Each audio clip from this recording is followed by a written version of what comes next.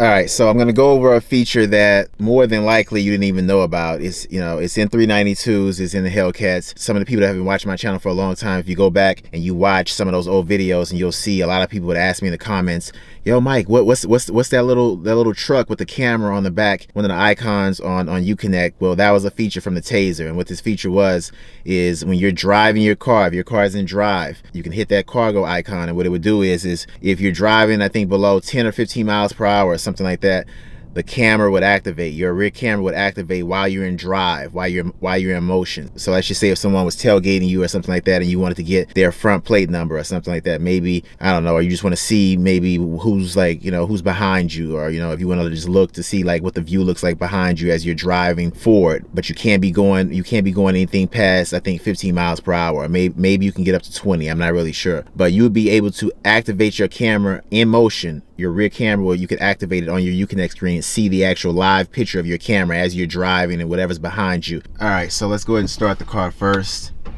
and I'll show you guys how you can find this feature. So what you want to do is once you start your car, you're gonna have to go into your apps, and I'll show you how to find this feature once this globe gets off my screen.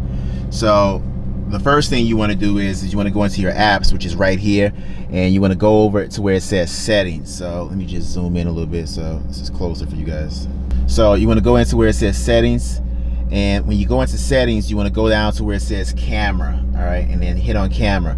Now, as you can see, it says park view backup camera delay. This is how it comes default when you get this car from the factory. So a lot of people have these cars, they have 392s. I had a 2017 392 for 3 years, and I remember seeing this feature, but I didn't really put too much thought in it. But I had the Taser, and that gave me a feature to be able to just keep the car in drive, and I could be in motion, and I wouldn't even have to hit reverse first to get the camera to be activated. I could just be in drive, and then when I'm in drive, I can just hit this little icon that was right here that I had on the screen. It was a truck, and it had like a little camera on the back. I could hit that icon, and that would send me right into the rear camera as I'm in drive, and I can go slow and it would stay on.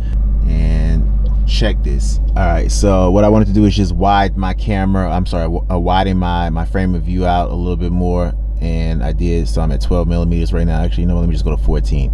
That should be good enough. So you can see the UConnect screen, and you can see my gauge cluster right here. You can see the miles per hour, the speedometer, as I'm slowing down, as I'm reversing. You'll be able to see that. So once she figures out how to get out of a parking spot, she's trying to learn how to drive. So people come to this parking lot to teach other people how to drive, and it's just annoying. But when I'm trying to do this video, let's just see what she does. Hopefully she doesn't come inches from my car like she just did a few seconds ago. So hopefully she just goes away. All right, so because I'm gonna hit this car and drive, and I do not want her coming back this way. Hopefully she just goes on about her business. All right, so right now I'm going to put the car in drive, so you can watch and see how fast I'm going. I'm just gonna move up straight a little bit, and I'm not gonna be moving that much. 2 miles per hour, 3, 4, 5, not even 5. So now I'm gonna reverse.